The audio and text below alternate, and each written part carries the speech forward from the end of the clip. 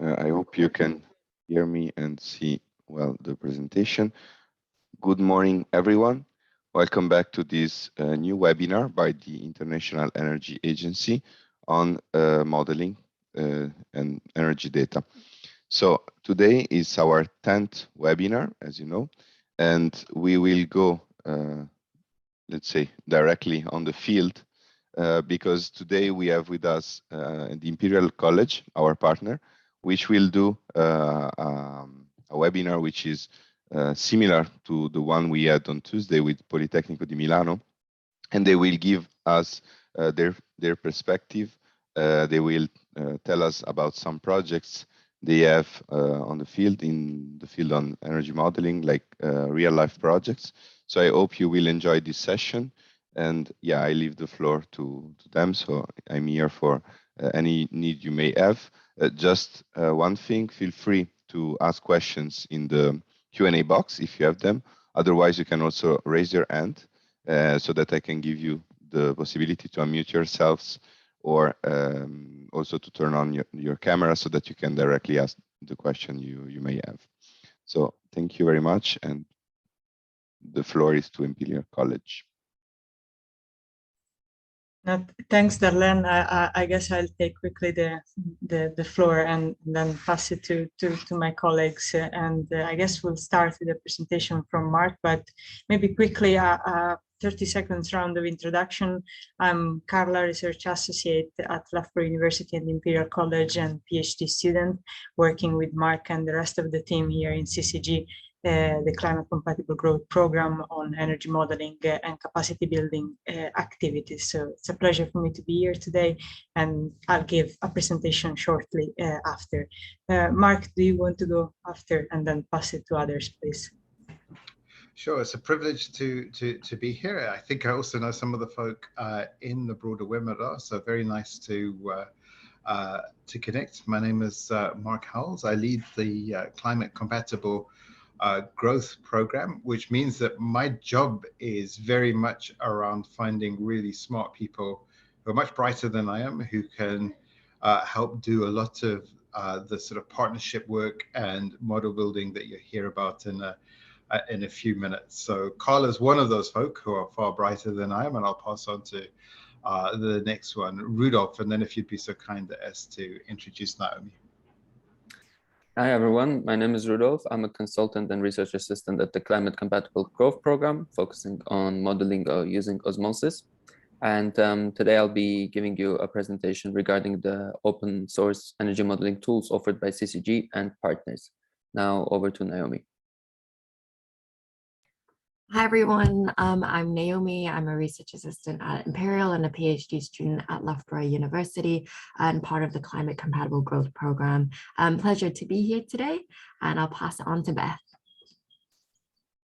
Thanks, Naomi. Hi everybody. So I'm not a modeler, but I'm part of the partnerships team within CCG, and I'm going to give you a glance at the activity happening in Kenya in our Kenya CCG network. Thank you. No, great. Thanks a lot. I guess we'll start with a presentation from Mark, and then we'll have a presentation from Beth. Mark, the floor is yours, please.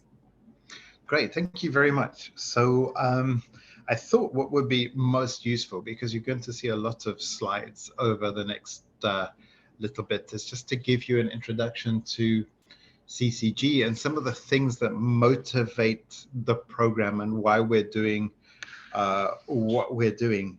So I used to work at the university, and I'll start off with a bit of an introduction to myself and history, and then go back into elements of CCG that I think are particularly useful.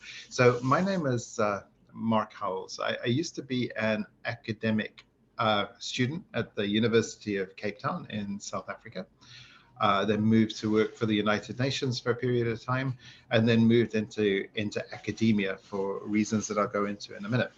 Now, I want to go back to time in Cape Town, and it's precious to me that we can talk about energy modeling activities in an African context, because it's the case that just the African situation is different to that in many other places of the world. And then within Africa, it's diverse as well. There are a lot of different things that are happening. Now, at the University of Cape Town, what we decided we would do, myself together with a few friends, it was just after it was a little bit after there was a new democratic government in the country, and it was very clear that underpinning the country's development would be sensible planning of all of its resources, one of which, and the critical bit, was energy.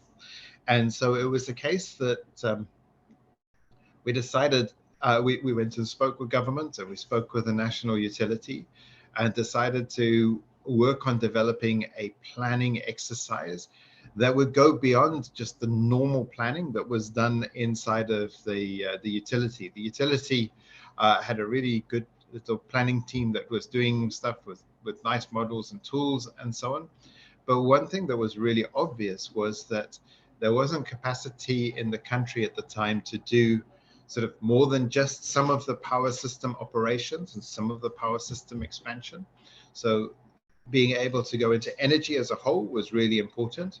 And then even for the utility, they were very excited when they heard that a university would be joining them, because they wanted to get new graduates into the system to be able to work on some of the planning and so on. And so, we started to develop this work together with government and the utility to put together an integrated energy plan with special focus on the electricity sector. And it was extremely difficult. It was very difficult to get the skills into the country. We had to teach ourselves because it was just too expensive to get the stuff that we wanted. Sure, there were things on offer in different places, but those often didn't really meet our needs. The second is that a lot of the software was incredibly expensive. And so, you can imagine, as a student in a university in Africa, South Africa is not, South Africa is a relatively well-off country, but even there, it was extremely difficult to just go and get $20,000 to $100,000 worth of software funded and paid for, and so on. So it was difficult to get the skills. It was difficult to get the software. And then at the same time, it was really quite difficult to be able to connect with others. There weren't too many other people doing this kind of work, certainly not in Africa at the time. And there was some stuff happening in Europe and the States, but it would be very expensive and just difficult to get over there to meet with analysts that were doing the same things as you. So it was difficult from a learning point of view. It was difficult from a software point of view, and it was difficult from a community point of view, and that we found quite tough. It was also difficult because while there was lots of stuff going on, there's always stuff going on, it was also clear that people weren't always listening to us. We would say, okay, we're interested in developing a system, and it looks like this.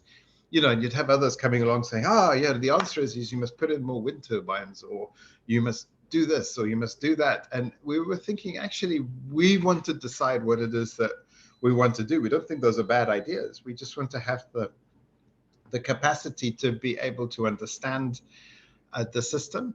And then, from a position of just empowerment, be able to go out and start to talk to other folk and fit the puzzle together. So to be able to talk to GIZ, or to, at the time, DFID or CEDA or others, and create something that worked really well for us. Anyway, so we did this work, and it was difficult, but it was successful. And then I moved to the United Nations, to the International Atomic Energy Agency, and I was very interested in this group because what they were doing is they were producing tools together with training that were free. And this just seemed like, yeah, I'd like to be involved in this, because then we can work together and start to build community around some of the tools and methods and so on. And I had a really nice time working there. And we still work very closely with the IAEA. But one of the issues there were two issues there. The one is that a lot of the tools, while they were free, which was wonderful, they weren't open or transparent. So it's the case that governments would still be very dependent on the IAEA for help. It wasn't like they could easily, a couple of countries did this though, but it wasn't easy to do. It was quite difficult to skill up, say, a local center of expertise or have a few centers of expertise that then wasn't reliant on the outside. And then the other thing that I noticed was we would work with people, and there would be absolutely brilliant people, but because of that, so we'd build capacity in a ministry or in a utility or university or some combination of the three. And then what would happen is that very shortly afterwards, those people would move on, and because they would just be promoted because they had these really valuable skills. And there were two issues. One is that would then make it very difficult because you'd have to reskill somebody new coming in. And then the second bit was that the way the programming had been set up, the way that capacity building was done in such a manner that the new people coming in often would not have access to the data, the tools, the models, and so on in a clear and easy way to use. Because often it would be the case that the person who we were training would be working extremely hard to produce the supporting stuff that was needed for policy development or investment development, and so very important stuff. But they would be stuck with their computer in an Excel file and working around the clock, but not have easy ways of making sure that data was accessible to others, and not having easy ways of making sure that the models were accessible or that the teaching material was accessible. So for that person to be able to do knowledge management internally was difficult. So worked at the IAEA, and it's a wonderful experience, really good things that were happening, free tools, capacity building, but there's still these gaps. It's the case that knowledge management inside of the governments or the ministries was difficult because there were always very key people that everybody was dependent on. And then the other bit was because the stuff wasn't open and available and so on, you couldn't really build programs in universities that then produce graduates that could go on. So there were these problems too. So I moved from Cape Town to the IAEA, and then moved to academia, back into academia, to a university in Sweden called KTH, and started to develop some of these ideas, because what we wanted to do was address all of these problems, one set of things. And so we started work there and then moved to Imperial College and Loughborough University, and then together with Oxford University, Cambridge University, and organizations affiliated, such as the Center for Global Equity and UCL and others, we decided that actually what we could do as a group would be stuff that could address all of these problems. First off, we could create methods where we could work together with people to be able to unpack the problems and really listen carefully so we could co-create, which was one of the hassles that we had back in South Africa when we were getting started. So right at the base level of the Climate Compatible Growth Program, which includes all of these universities and so on, and Imperial is leading on the on some of the energy modeling side of things. At a very base level, we want to be able to listen and carefully understand what the national issues are. Then building on top of that, we wanted to make sure that there was data available in a way that could help people get started. So, you wouldn't be dependent on having to hassle or it was the case that there was a basic set of data. So even if some person was really busy and they had specific data on their machine, it was a case that you could get going with something that was just accessible, that would work faster. And together with that data, create processes so that data could be managed easier and shared easier. So the burden wasn't always on this one person or two or three people that were working really hard and stressed And the last thing you want to do is go to somebody and say, hey, you got to do more stuff. You got to share your data. You got to do this kind of documentation and so on. So we wanted to create data that would be easier so more people could get into this faster, and create processes to make it so that that data could be managed easier.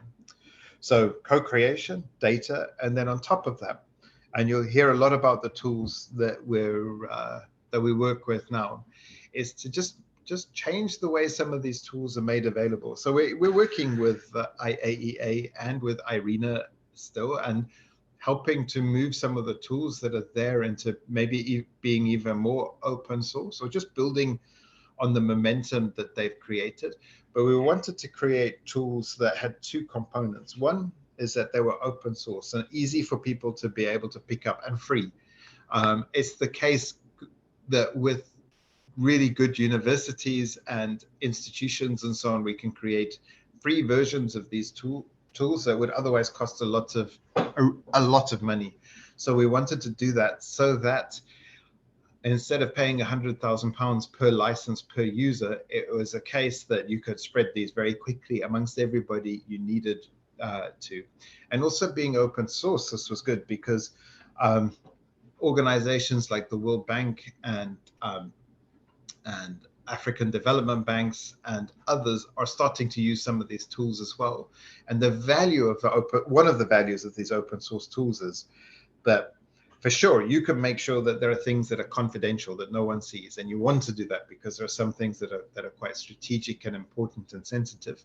But you can also, if you want to, you can make absolutely everything transparent, and this helps very much with being able to defend policy choices and insights, or to go out and apply for funds. So it's the case that in Costa Rica, for example, we have this, the tools are being used inside of government. There's a university that's using these, the data is open and transparent, and the modeling that takes place then feeds directly into policy. And they've also used it to release large quantities of finance from the Green Climate Fund, from the Inter-American Development Bank, which is like the AFTB just for Latin America, and then also from the World Bank. So a very good example. This transparency can be used to just explode and free up the program. So that's what we did with the tools. So we've got co-creation, data, tools, and then the last bit that stitches this together is that we create training programs at 3 different levels. So the first is that there's open material that you can go on to Open Learn, which is a bit of the Open University, which is part of our consortium. And you can get a hold of free training material and get a certificate for going through. We've got about 6 different courses. You'll hear about more of those at the moment, and then learn how to use those. And that's completely free. Anybody can get into it. It's difficult. You have to put in the effort to get them there.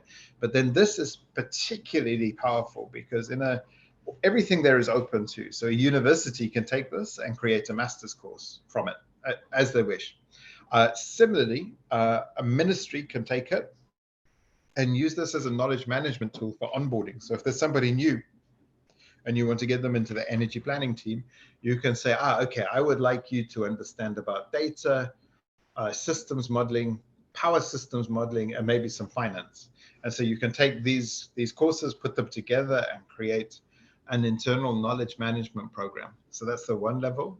The next level is that we work closely with the United Nations Economic Commission for Africa on something called the Energy Modeling Platform for Africa. And every year it's the case that there is an annual school that gets held in an African center of excellence that's growing and evolving and so on. And that's a place where analysts can come together, work together, and build community, but also get expert guidance in helping to construct the policy analysis and investment analysis that's important.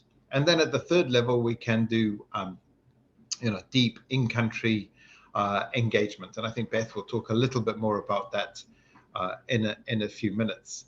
So data, tools, teaching material, and then the last bit, which ties into the co-creation that I mentioned right at the beginning, is building communities. So at the moment, we have a large number of African analysts in particular working on these tools and using these tools, each in different contexts. So we have folk in Mauritius, for example, who are world leaders. They're publishing in some of the world's best journals with these tools. There are folk in Tunisia and Morocco that are doing the same. There's a really good group in Ethiopia that are doing the same with one or two of the tools. There are groups in various other countries. Nigeria have just started doing some really interesting work and so on. And so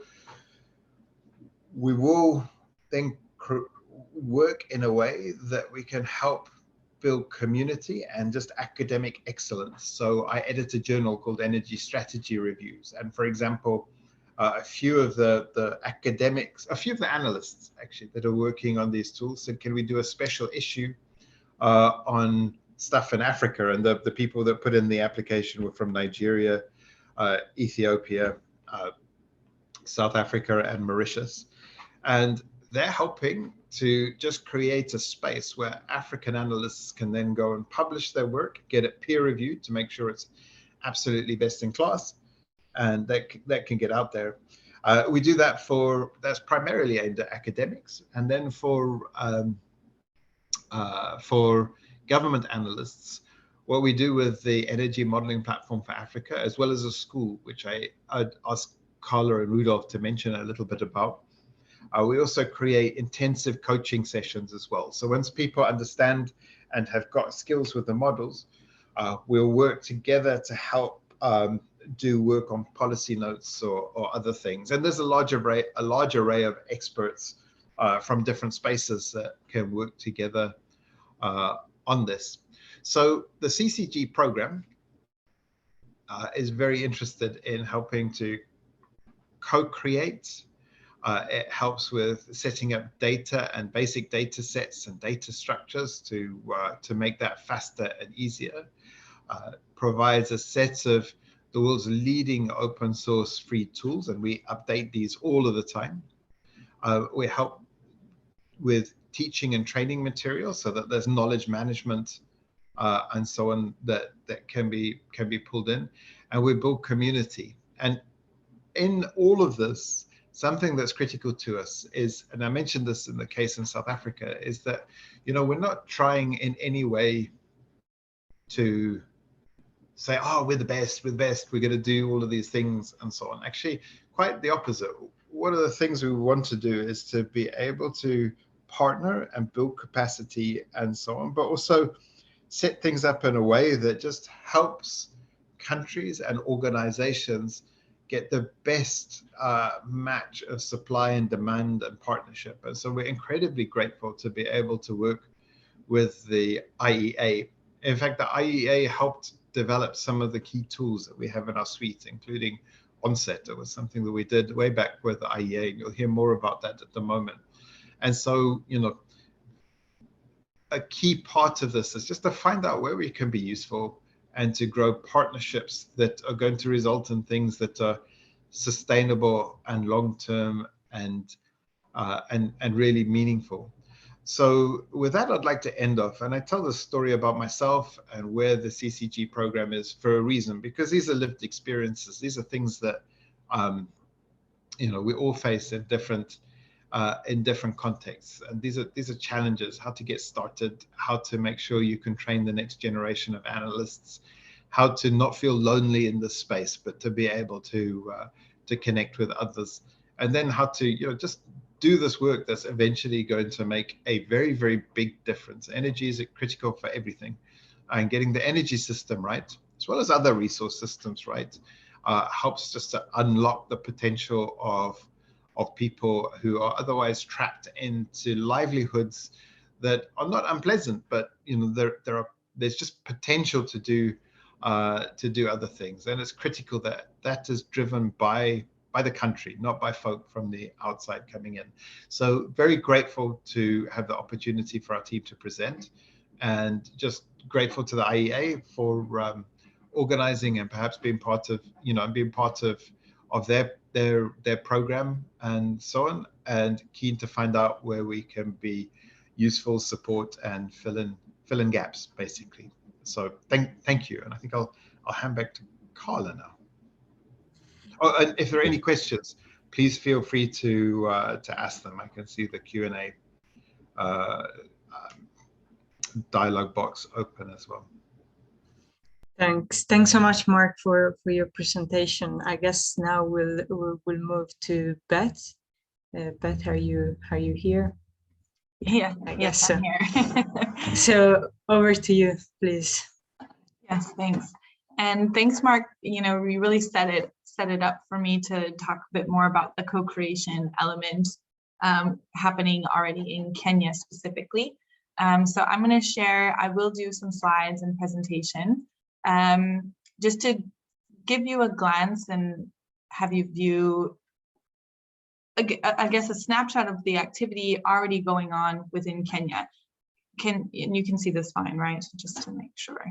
Yeah, great. Yes. Cool. So where are we? So Kenya is one of our partner countries. It was actually our first partner country, and we have been there for about just over a year now. And so a couple of weeks ago, we had an in-person Kenya CCG annual workshop at Lake Naivasha, and here are members of our network that were able to attend while there. I know some were actually on this call, were there online, so hello to you all who are already part of the CCG community.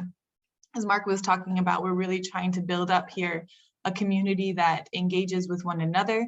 And this is much more at the national level. And so how we do that is we find an organization, and in Kenya, we've partnered with Strathmore University Energy Research Center and hired a coordinator that really helps us not only discover relevant activity where CCG might be useful, but also facilitates that work to be done. And will monitor and help support and feed that back to CCG and saying, okay, well, why don't you tap into this, and you might be useful here, but also enabling and building up the in-country, in Kenya capacity as well. And so I thought what might be useful is, beyond just talking about the activity of the network, is to quickly go over how we build this up, and what our approach is to ensure that we are doing things in a co-creative manner and not something irrelevant. So our approach as part of the National Partnerships team is to first, when we engage and work with a country, to figure out what are the key policy areas that are relevant and that CCG can support with, and then hire a country coordinator that would then support and that work moving forward. And then we focus on the co-creation element for the majority of the network's lifetime. So we would then form up these, what we call special interest groups, or SIGs, which are smaller communities that kind of focus on a very specific topic relevant. So for example, energy modeling might be something, a very specific type of energy modeling. And what these communities do is discuss, they would share information or might work on specific projects together.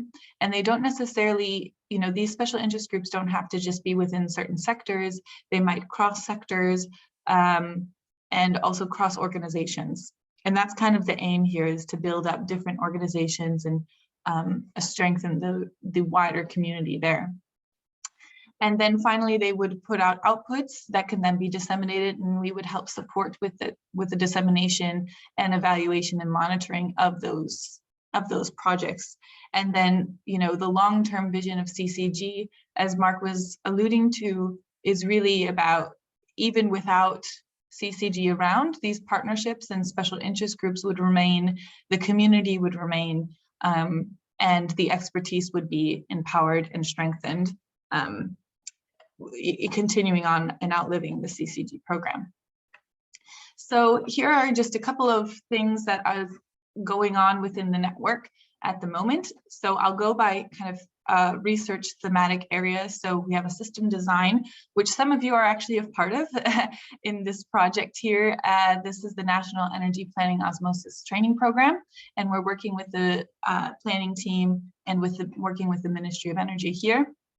And then actually feeding onto this, and one of the reasons which is quite exciting is we're going to start looking, and we've gotten external funding to be linking up the county and national energy planning teams. We know this is a very high priority for Kenya in general. And so we're also linking that with some of our geospatial modeling expertise to do some needs-based approaches and link that up to what the national energy planning team data finds relevant. So this is something we'll be working towards in the next 18 months, really strongly pushing on. In other areas of expertise, we have, which is economics and policies. So this is not quite as relevant for this group, but might be interesting. So we have a SIG, or special interest group, that's called Policy Pathways. And this is trying to look at, you know, what are the pipelines for policies being made? What is the case for specific data requirements in order to get specific policies, particularly for hard to reach or low access areas? So they're working on a project, and they're also just having a community where they're sharing information. They are working on a Kitui case study, looking at Kitui County specifically, and some of their energy access policies. And then they're also looking at this political economy and policy mixes for the just transition. And this is in Kenya more broadly. We also have a branch of expertise working in low carbon transport in Kenya. So there's another special interest group that's focusing on the electromobility and renewable energy integration. So how will increase of uptake of renewables then be either supported or in contrast with electromobility uptake, and how can these work together? So it's very likely that within the SIG, because it's already quite large, it will break up into smaller SIGs. One that might be, for example, looking at finance mechanisms for electric vehicles. Within this group, there's also an HBT Sum for All project happening, which is a pilot going on, I think, in the Mombasa area here, that they're looking at electromobility feasibility. And then there also is a open database. So this is something that Mark mentioned, we've been gathering all low carbon transport or transport data that could be found publicly available and putting it all in one place that is freely available for access. And this was a project that's nearly complete now, and you can find online. And if you are curious, I can put the link in the chat to everybody. So if you want to see where this database is right now, and I think there will be further development in this database.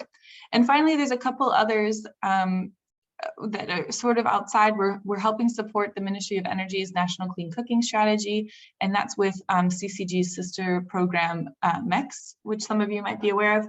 And then finally, 2050 calculator. I think while we haven't been on the data collection side, we would be interested in helping and reviewing the data review for this 2050 calculator and looking at the long-term strategy, because I know this is also a very high priority within the Kenyan government. And I think we've realized, and actually Martin has helped support a bit on this 2050 calculator. So yes, there's also a few other things more to come. But one last thing I'll say, if you are interested in co-creating and doing some projects together with CCG, or you have any other thoughts or ideas, please do contact Martin or myself to be involved more in the network, or if you're interested in joining a special interest group. We'd love to have you as part of our community. I think it's really been a great experience in this last year. And here's just some other places where we work. So beyond Kenya, we are starting up networks in Laos, in Vietnam, and in Zambia. And that's all for me. Thank you very much. Thank you very much, Beth. It was indeed very useful to see what we are currently doing in Kenya. Are there any questions? Feel free to post them in the Q&A. We're not scary people, so feel free to ask anything. Okay, so if any, just feel free also while we speak to post them in the chat. Thanks, Beth. And I guess we'll move to the next presentation, and then after my presentation, we'll do a quick engaging Slido quiz, so to have also your participation in this session and not only us speaking all the time. So I have about 10 slides. Let me see if I can share my screen. Okay, can you see my presentation only? Oh.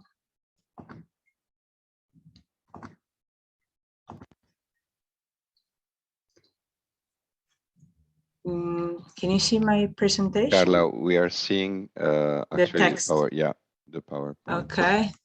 Not the Can you see the okay. And now? Yeah, now it's okay. Thank you. Now you can see the full screen. Okay, so in this presentation, I will go quickly again over the definition of energy system and the importance of energy planning to accelerate the low carbon transition. And then I will present you the modeling process that we followed as CCG to go from raw data to policy and investment. So what Mark mentioned in the introduction. But before jumping into what energy system modeling is, let's quickly recall how an energy system is structured. So energy systems are complex systems containing many components and interaction. The main components are fuel production and energy resources, energy conversion, energy transportation, and final demands for energy services. Energy resources include fossil fuels such as coal or natural gas, alongside renewable energy resources such as solar or wind energy. These resources often undergo conversion, and then, for example, solar and wind energy are converted to electricity, while crude oil is often converted to more useful oil products like diesel. The products of this conversion then need to be transported to where they are used. And energy systems include a range of final demands that can be divided by sector, for example, residential electricity demand or demand for oil products in the transport sector. It's important to recognize that society demands energy services such as lighting, heating, or transport that are provided by fuels such as electricity or oil products. Once electricity has been generated, it's transported to end user where it's used in a range of sectors. Now, let's move to the next slide. Now that we went through what an energy system is, we can see how do we model those systems. Energy system modeling is the process of mathematically analyze an energy system using computer programs to inform energy policy development in a comprehensive, transparent, and evidence-based manner.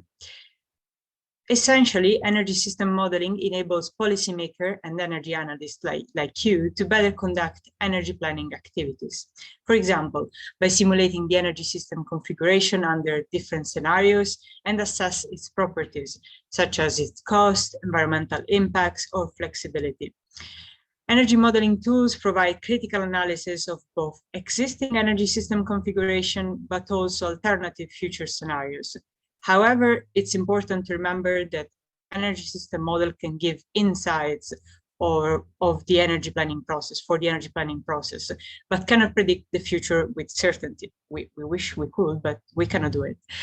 Indeed, the energy planning is about finding trade-off solution and dealing with future uncertainties.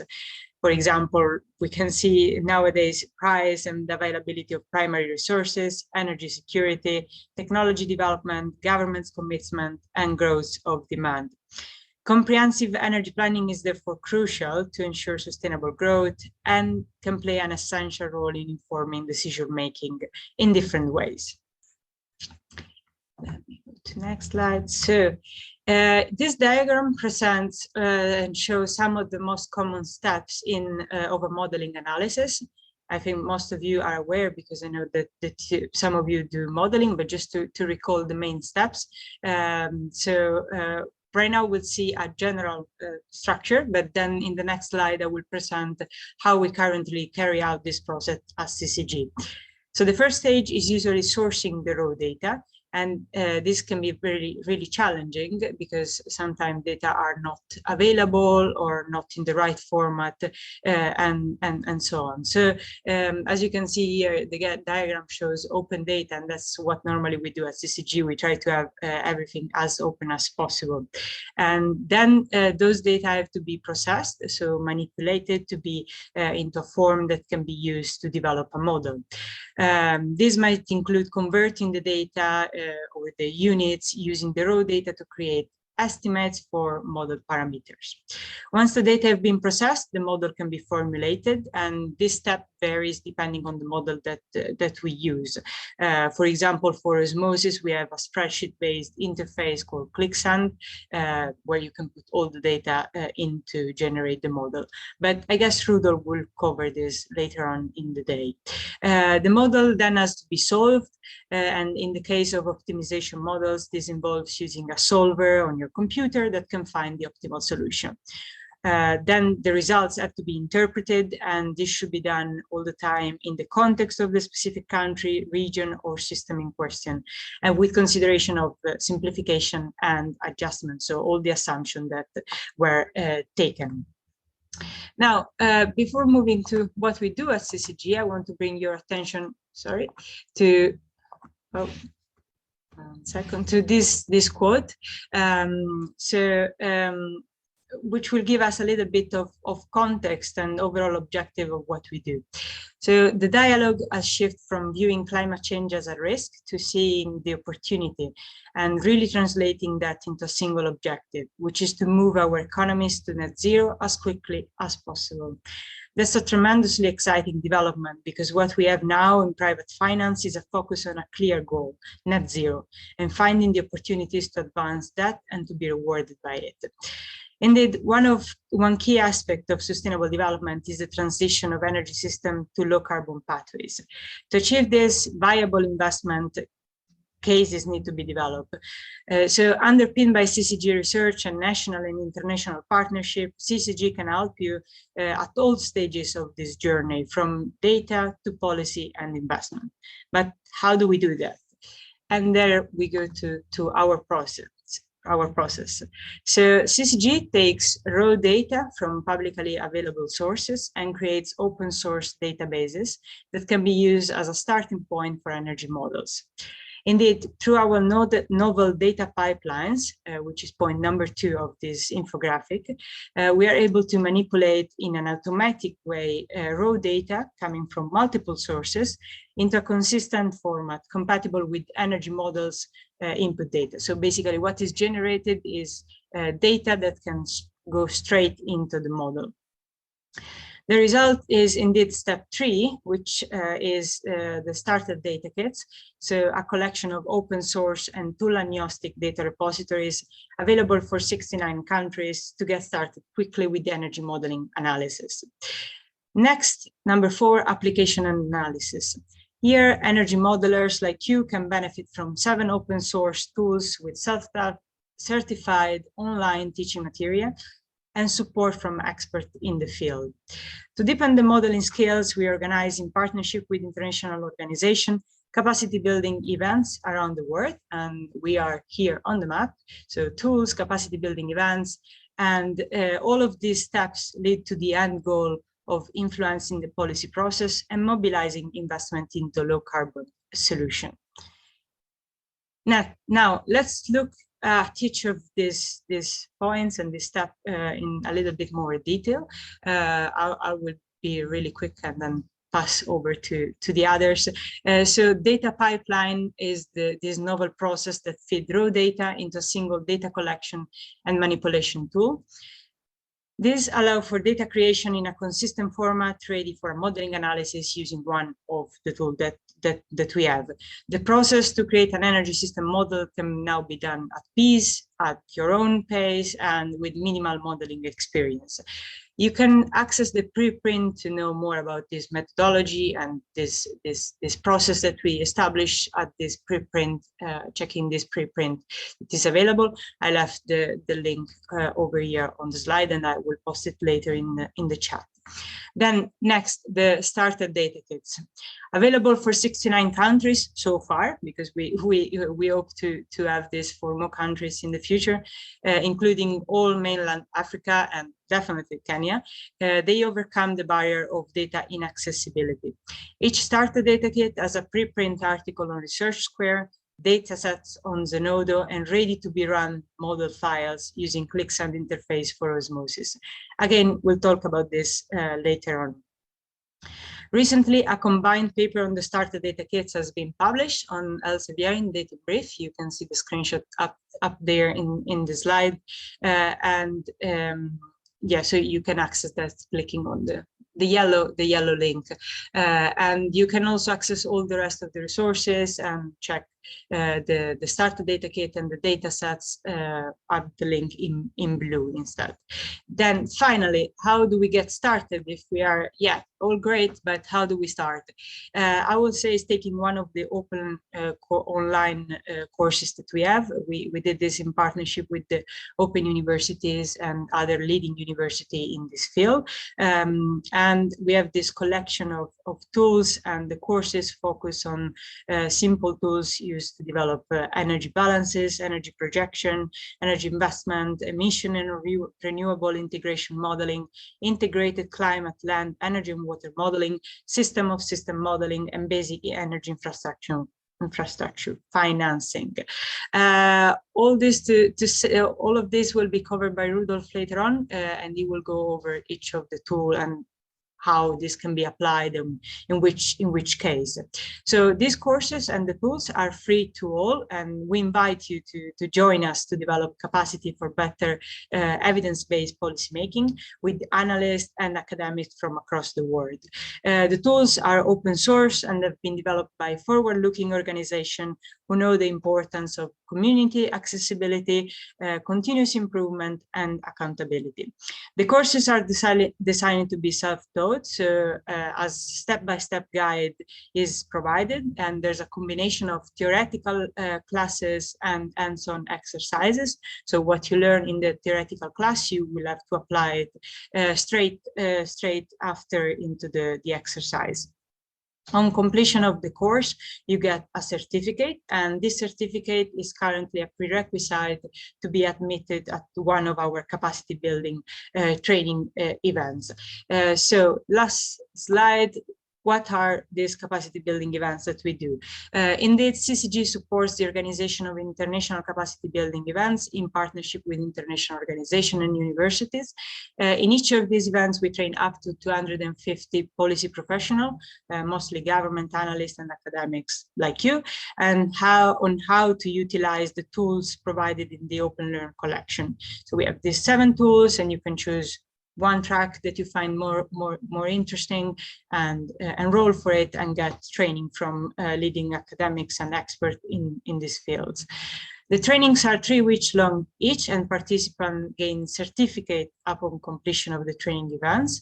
In the past, we got 98 satisfaction rate from participants, with all of them stating that they will recommend the course to other colleagues. So we hope that you will join us as well. And the next upcoming event of this kind is the online joint summer school on modeling tools for sustainable development, which will be held at International Center for Theoretical Physics in Trieste, also called ICTP. This will run from the 30th of May to the 17th of June. So applications are open now until the 1st of May. So, but you will need to prove during the application, you will need to submit the certificate from the OU course. So first you need to take the OU course that I just showed in the other slide, get the basic skills, apply for the school, and then in the school you get in-depth training from the expert. experts. So we look forward to receiving your application and welcoming you to one of these events. And I guess that's the end of my presentation. So thanks much for the attention. And yeah, that was all. If you have any question, please feel free to share them in the chat, and more than happy to, or raise your hand.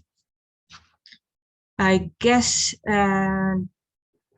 any question on summer school or other things? Mark, do you want to add anything on this?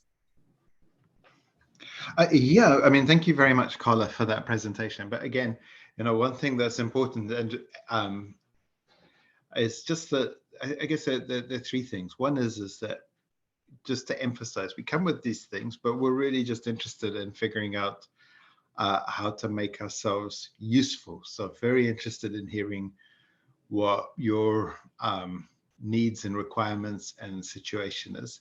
The second point is that almost all of these things that you've seen here have been done in partnership and so on. I mentioned the IEA with the initial work on the geospatial electrification tool onset, but also the IEA, with the data collection and so on. We use IEA data a lot, and so very comfortable moving in and around these spaces. And also, as I said earlier, just grateful to be able to work with the IEA and be able to show some of these things now, and keen to understand how we can just fill gaps and be useful. The third point I wanted to mention is that although Carla spoke about net zero, and that's very topical right now, all of the tools and models and so on are independent of policy, and they're also independent of technology. So you can use these tools, and people have done, to evaluate renewables or nuclear power, for example. You can look at net zero or a carbon heavy future, and all of the tools and so on create the information you need to develop a sort of cost benefit analysis. It's kind of like these are the potential options we could look at, and these are the benefits, and these are the costs. And just very important to emphasize that, because with that information, you can then go on to think about and develop really good support for policy. But we go out of our way to make sure that the tools are not biased one way or another, and that's just super important, so that you can just build deep trust with methods and things that are used. Now, of course, if you want to go and then apply for funds to decarbonize, because you can use these tools easily to develop NDCs, to think about climate proofing NDCs, to take, you can use these tools you can even apply to the Green Climate Fund and say, look, we would like some readiness funds to investigate something in more detail, and we'd like to use these tools. They can be used for all of these climate focused things, but they can also be used for other things as your need requires. So thanks very much, Carla, and as always, thank you for such a clear presentation as well. No, thanks, Mark, and thanks for filling in. And I guess now we can move to Rudolf, who will go in the details of what each of these tools can do and how they can help you to answer the research question that maybe you have in every day in your work. And yeah, let's see how we can support. Rudolf, the floor is yours, please. Thank you, Carla. So just to begin with, let me share my slides first of all. Can you please confirm that you can see my slides? Okay, perfect. Right, so once again, hello everyone. It's a pleasure to be here, and a pleasure to present to you some of the energy modeling tools offered by CCG and partners.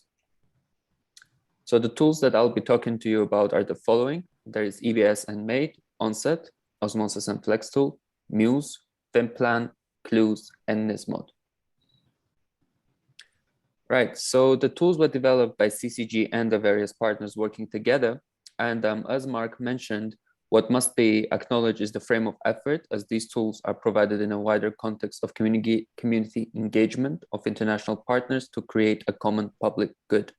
So all of these organizations, they have different agendas, but they worked together in order to be able to provide these tools so that analysis can be done at a deeper level in developing countries. And the first tool that I want to talk to you about is EBS and MADE. So EBS is short for Energy Balance Studio, and MADE is short for Model for Analysis of Energy Demand. So both of these are developed by the International Atomic Energy Agency. So EBS, Energy Balance Studio, is a tool for understanding what data is needed and what is not for energy balance formulation. It is used for identifying relevant missing data, structuring the data, and mapping the flows of energy products from supply and conversion to final consumption for a given year, forming a framework for obtaining and creating energy balance and energy generation data, and building country-specific data sets. So to put it simple, EBS is an effective tool for providing a systematic framework in organizing the energy statistics data that can be used for constructing inputs for energy planning models like MIDE and MASSAGE. So essentially, EBS is just a tool to be able to rightly formulate energy balances and do this in the correct units and in the correct format to be able to utilize this in wider modeling activities. So MIDE, the model for analysis of energy demand, this is more suitable for considering and capturing specifics of energy planning in developing countries. It uses a simulation approach where you can build scenarios based on different assumptions. This includes such things as economic growth trajectories, emphasis on industry or agriculture, or development in rural areas. It is based on the disaggregated end-use scenario methodology, meaning that the different sectors for energy use are split up on different levels. For example, for households, you can provide the energy demand for cooking, heating, cooling, lighting, appliances, etc. Similar for services, for let's say transport, demand can be modeled by different modes of transportation, like trains, boats, trucks, and different types of cars. MIDE is suitable for modeling the impact of alternative policies for energy use. For example, the impact of investing in individual car use or mass transit, in electricity, or in direct use of fossil fuels.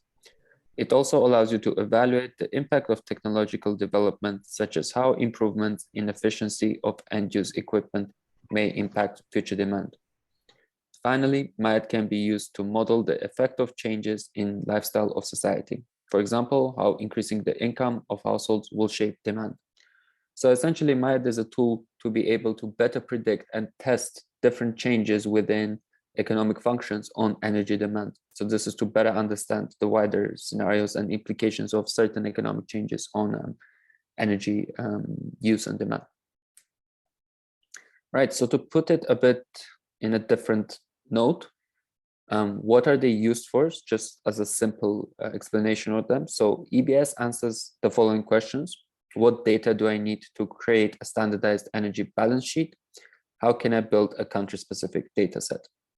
MIDE, on the other hand, answers more the questions of what could energy demand in country X look like over upcoming years, and if I change Y, with Y being, let's say, economic growth or population or so on and so forth, how would energy demand in the future change? Right, so moving on, next up is ONSET. So ONSET is it's a geographical information system, right? It's a tool based on that for developing electrification investment scenarios. So it identifies a least cost plan for universal electrification through a mix of grid network extensions, mini-grid systems, and standalone systems.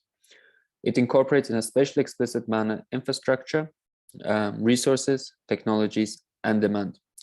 So the idea was that MIDE and EBS and MIDE focused more on statistics and energy demand. ONSET would be a tool that would, let's say, take some of those statistics and try to map out electrification pathways. So how could a country electrify itself? What are the different means of grid connections that can supply that? And conveniently enough, this is taken from the Global Electrification Platform. And this is essentially scenario analysis that was conducted on Kenya. So if you Google Global Electrification Platform, you can find this over there.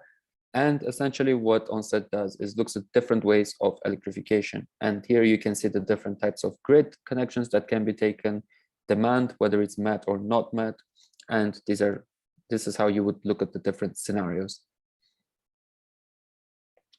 So in terms of, again, what kind of questions does this tool help to answer?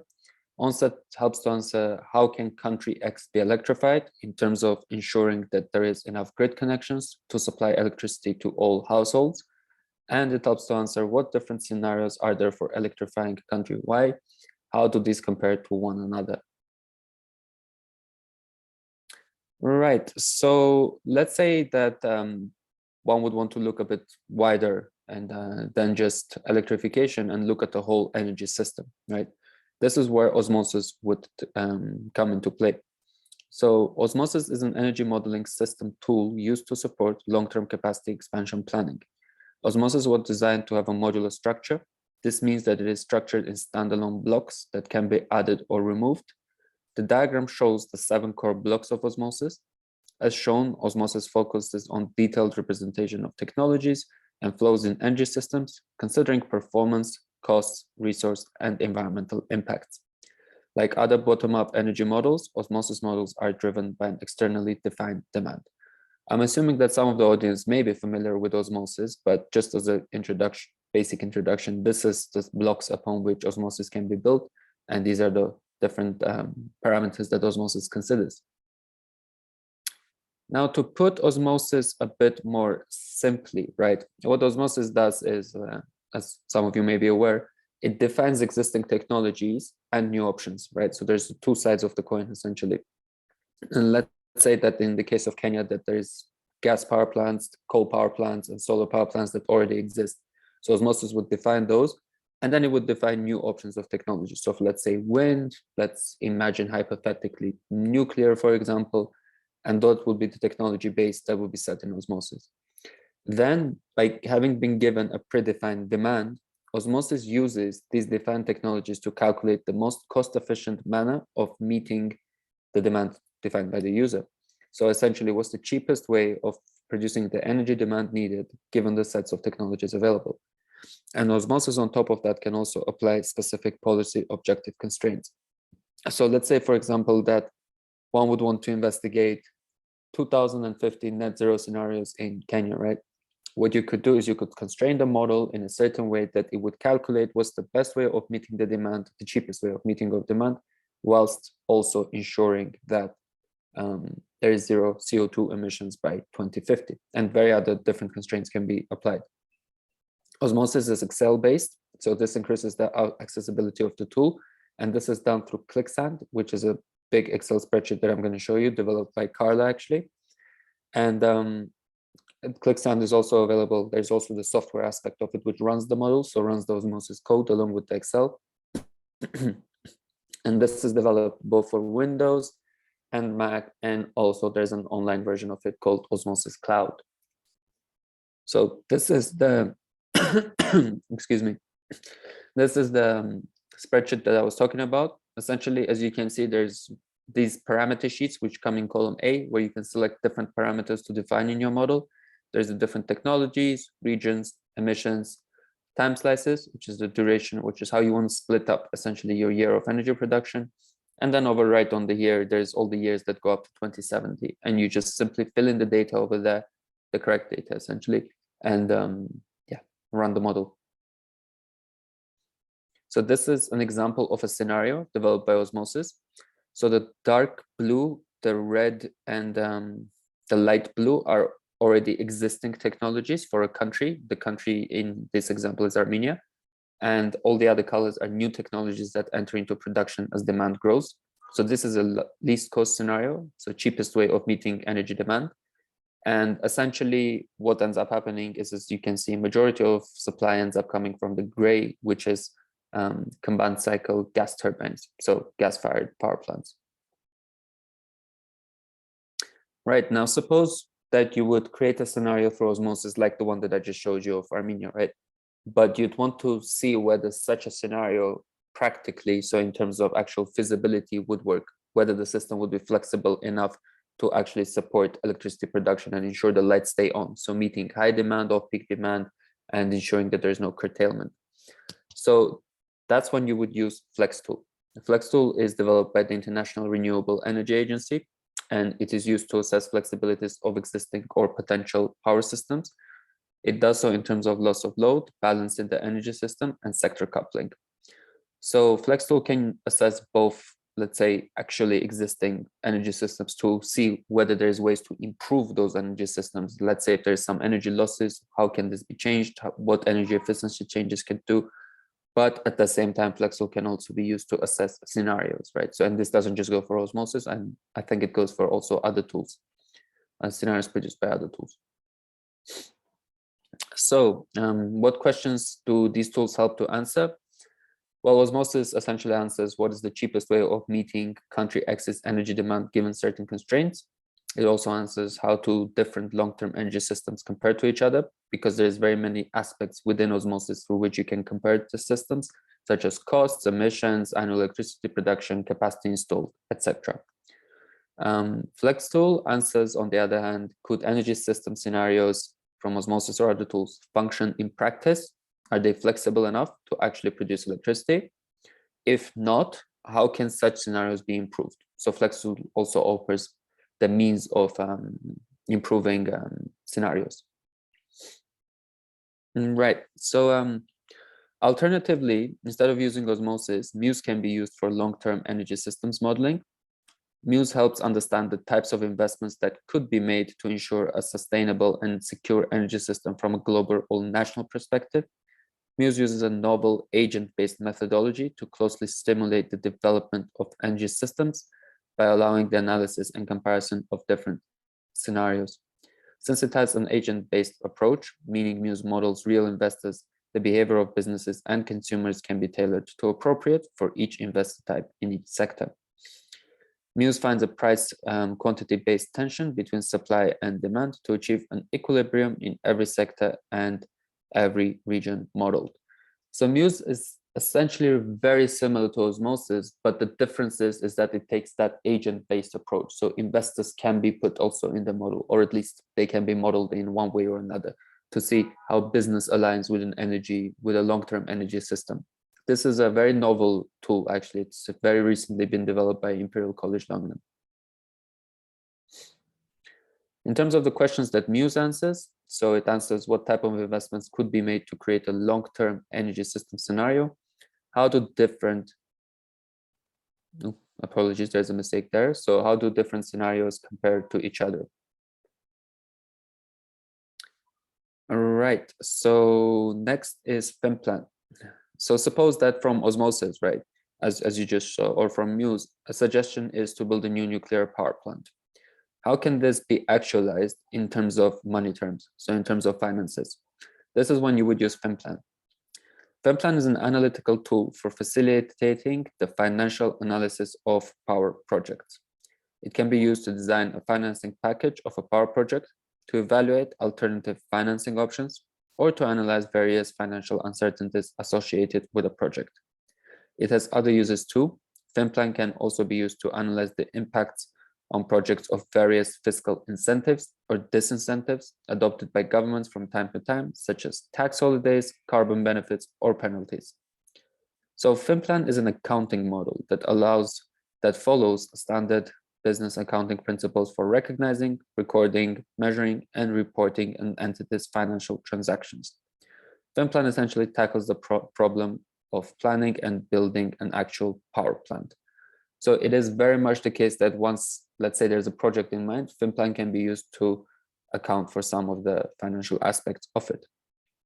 Now, in terms of what FemPlan can and cannot do, FemPlan may help to design a financial package. For example, it can ascertain how much equity has to be injected and when in order to arrive at an appropriate leverage.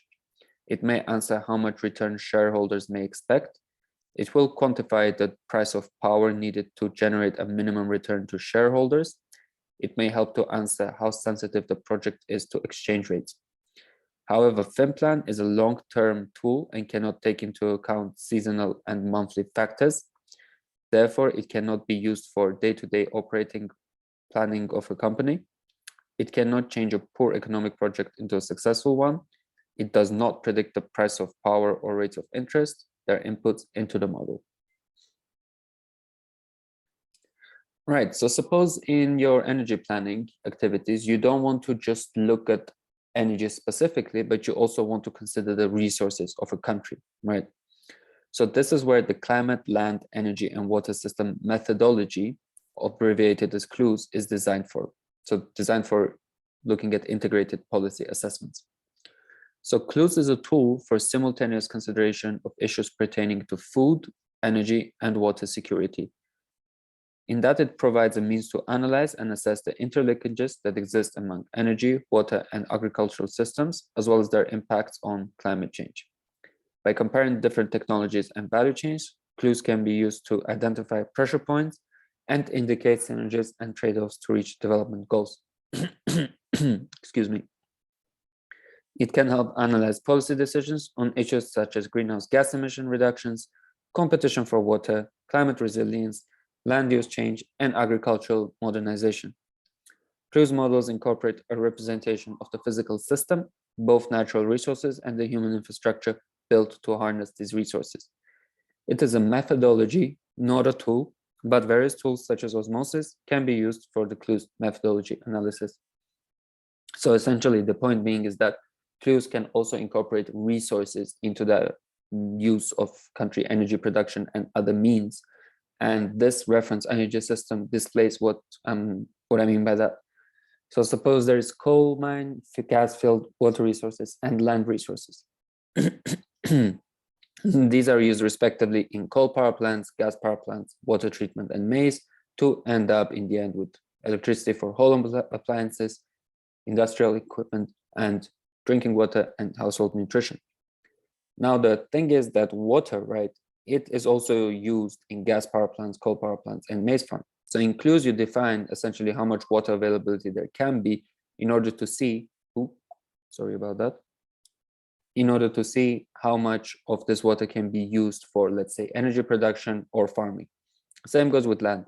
You can define the land of a country to see how much area there is that can be dedicated to, for example, solar power plants, wind power plants. So it takes a bit of a more realistic consideration of resources available in a said country. The questions that CLUES helps to answer: how can resources of country X be used most efficiently to meet their different aspects of energy demand? How do different scenarios of resource use compare to each other? And finally, this brings us on to NISMOD. Now, besides energy, there is also infrastructure, which is a vital aspect of any energy system functioning. And this is why NISMOD is relative. NISMOD is an evidence-based infrastructure development modeling tool capable of analyzing and planning national infrastructure systems. It allows decision makers to evaluate current infrastructure performance, risks, and interdependencies, test different infrastructure development strategies, analyze their outcomes, and chart the best way forward. NISMOD can be applied to all networked infrastructure systems: energy, transportation, water, waste, and digital communication. And NISMOD essentially helps to answer the questions of how can an infrastructure system be set up in a cost-effective manner, but also in an efficient manner, depending on the type of design system that you have in place. So whether it be an electricity system, water system, so on and so forth.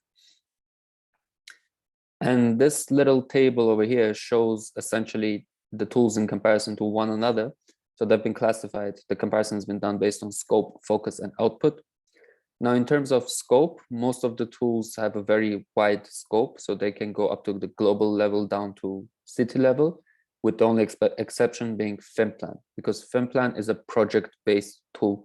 So it literally looks at specific power plant projects, not on a big sits energy planning. In terms of focus, most tools focus on both energy, infrastructure, and resources, with the exception being EBS and MADE, which focuses on energy fundamentally, and NISMOD focusing just on infrastructure. And lastly, in terms of output, most tools offer both scenario and assessments of these scenarios. So in a way to assess what the scenario output actually looks like and what can be done about it, with a few exceptions, CLUES being one of them, Onset and News. These are the references that were used in this presentation. So I'm just pausing over here in case anyone wants to have a look at them at some point later, I'm guessing in the recording. And for more information on these tools, you can visit the Open Learn Create website and find the courses over there. The QR code also takes you to the same place. So that's it from my side. Is there any questions? Can someone maybe check the chat and see if there's any questions? At the Thanks, moment, there thanks, are Rudy. no. Yeah, go on, Carla, sorry. No, sorry, Darlene. No, Rudolph, thanks for your presentation. So far, we don't have question, but please feel free to post any question. I don't know, Darlene, did you want to say anything, or Mark, did you want to add anything? Otherwise, we'll move to the quiz. No, it was just to answer Rudolph and tell him that there were no questions. So feel free to go on. Thank you. Okay, thank you. Sorry, Naomi, would you like to go with the quiz? So we'll run a quick We'll do a quick quiz quiz right now. to engage our audience, let's say. And okay, so over to you, Naomi, if you want to give instruction on how to do it. Yeah, sure. So if everyone could join the quiz by going to slido.com and typing in the code 959486. As seen on the screen.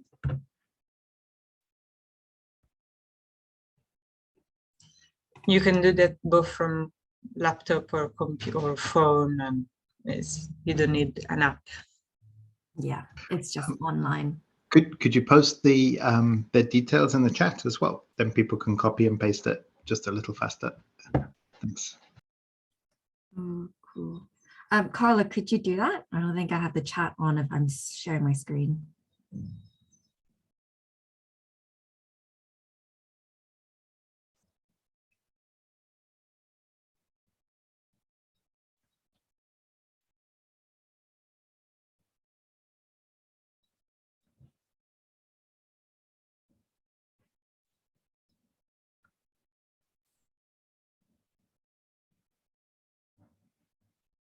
Is everyone able to log in? Anyone having any problems? Cool, we've got one person in now.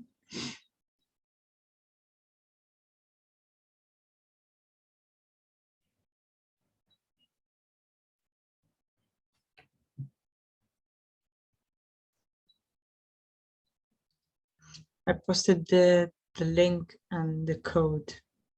Thank you. All right, we've got 2 people.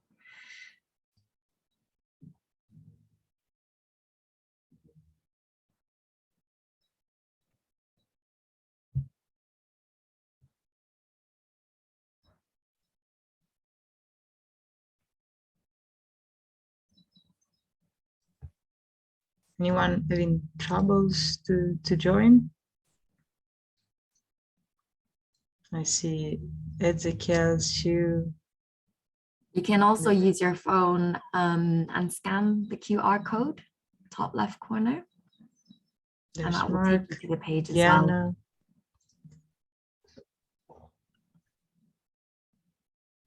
I see that we have also Eric, James, Mary Klein, Chiara, Sue, Rono, Banda, Sandra, or Sebastian. Are you here?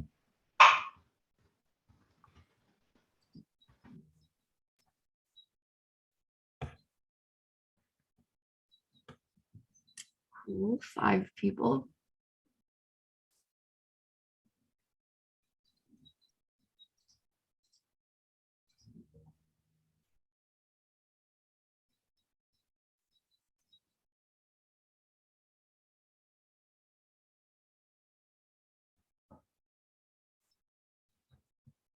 Six now.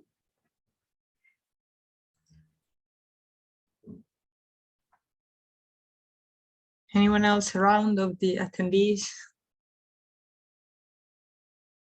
Let us know if you're having any problems joining the quiz. No worries, it's nothing difficult. It's just to have a little bit of fun and not let us speak all the time. Yeah, no, it's not a very difficult quiz.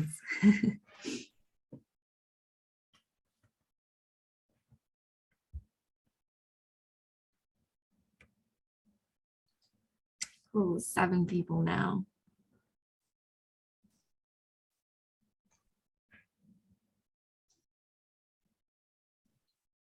Okay, let's wait another minute for someone else. 8. Yeah, just to say to folk, you don't have to sign in or anything. There's just one space in the middle of the screen that you can just copy and paste that number into when you go to www.sli.do.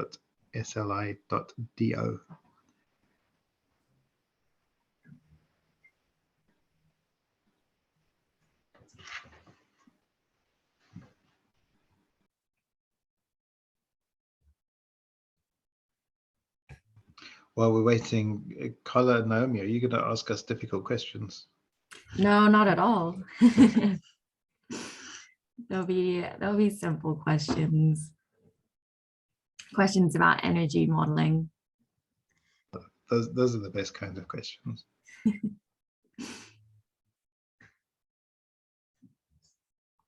Yeah. So in this quiz, you all can compete with each other, fight for the first place. Mark, what is the reward?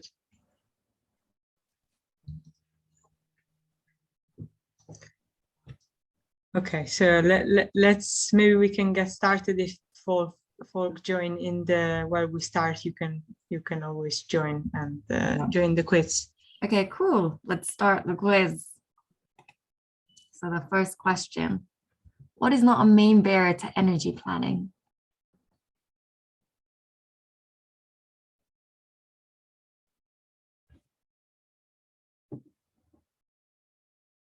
Ooh, and everyone said shortage of skilled human resources. So yeah, the main barriers for developing countries are the lack of adequate data and a shortage of skilled human resources to perform the analysis. So actually the answer is availability of adequate models.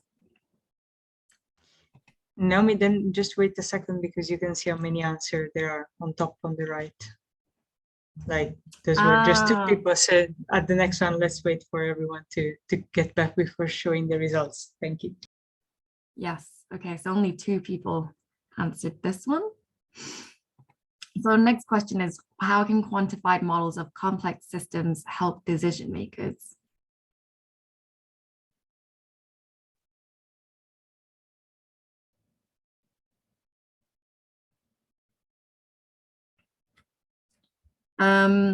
So again, 2 people have answered. Come on, guys. Choose an answer. So the answer is mitigation of uncertainty. From a technical perspective, they allow analysts to compare different system configurations without incurring the upfront costs of building them. Sorry, So Naomi, may I interrupt you? Mitigation of uncertainty. Sorry? Yeah, sorry, may I interrupt you? I don't know if you have the possibility to add few seconds, maybe, because 10 seconds maybe are not enough to read properly the question. Okay. So maybe in the settings, but I don't know if it's. I'm Yeah, not or sure if I can do that just don't click on the result when, even if the time is gone, just wait that other people reply and then click on show. Okay. And then click again on that.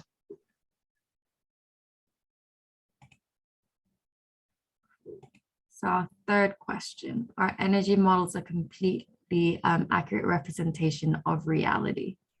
I'll just, ooh. What?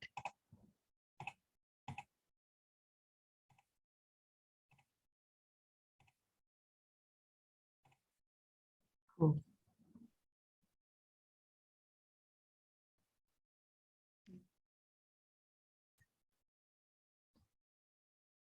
Hold on, don't click anything. I'm not clicking anything. Okay. I'm not clicking anything. Let's see if those other 4 people reply.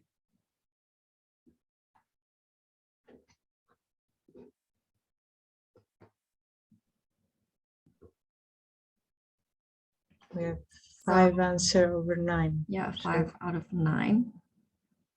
So most of you said no. And that is the correct answer. So all models are simplifications of reality in which complex systems are represented in an organized and simplified manner. So on to our next question. Which of these is an example of an application of energy modeling tools?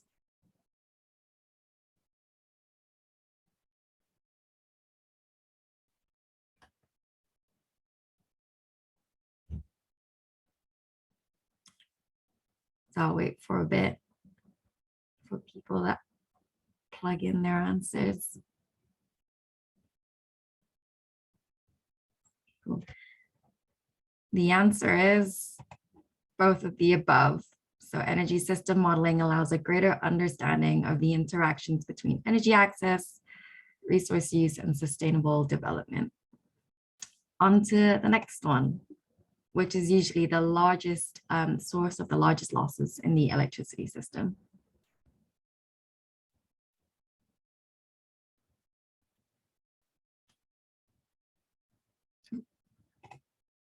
Back on back.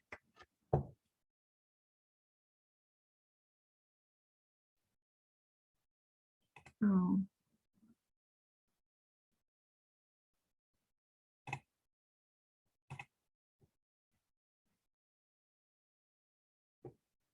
What has happened here? Okay, let's see if this works.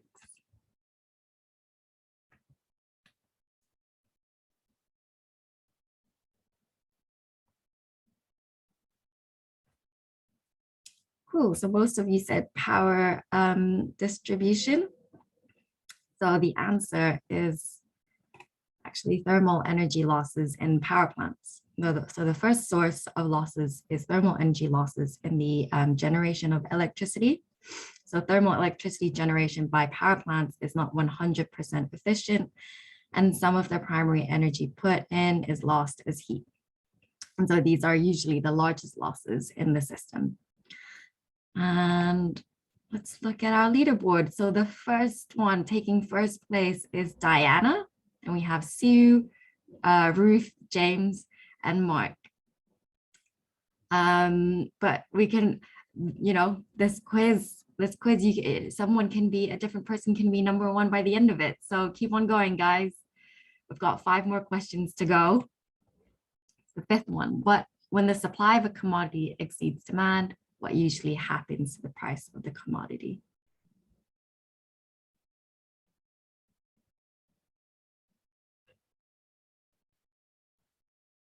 Right, so most of you said the price falls, which is correct. So commodity prices can vary strongly over time due to changes in supply and demand. So as a general rule, when the supply of a commodity exceeds the demand, prices fall. And when demand exceeds supply, prices rise. So, and supply and demand can be influenced by several external factors as well, such as economic downturns, which reduce demand, or natural disasters, which can temporarily slow production. So on to our next question. What is the key influence on future energy demands?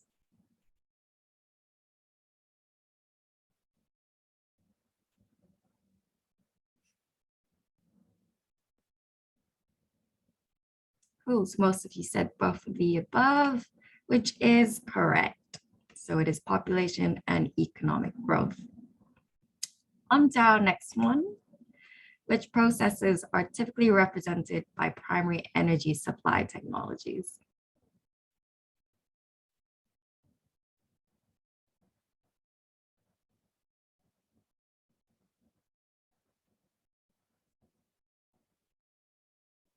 Cool. Most of you said extraction, production, or importation of fuels such as coal or oil, which is correct. So primary energy supply technologies typically represent one of 2 processes, the domestic extraction or production of fuels. So for example, domestic coal production, and the other one is the importation of fuels. So for example, coal imports.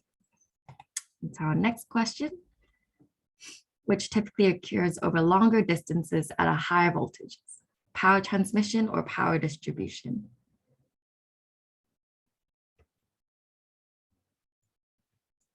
Most of you, all of you said power transmission, and that is correct. On to our next one. How do the costs of grid extension and off-grid solutions vary by geographical location?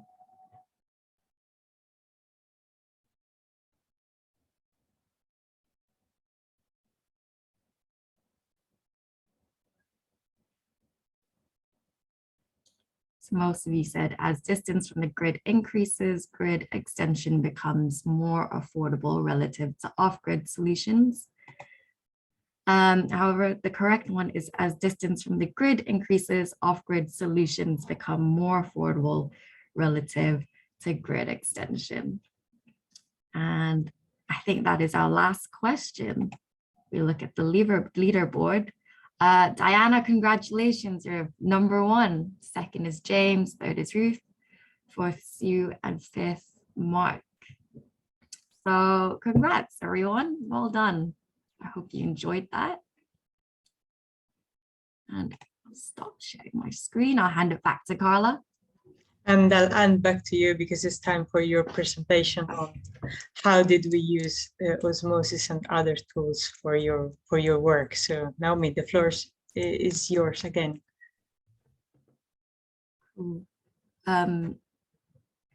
Yes, I'll just share my screen.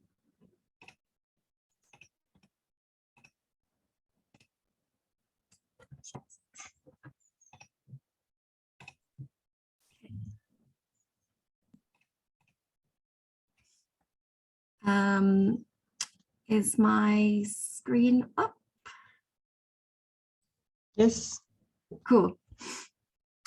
So today I'll be talking about my work in modeling different scenarios for Vietnam's low carbon transition using two of the tools that Rudolf mentioned before. So this is osmosis and flex tool.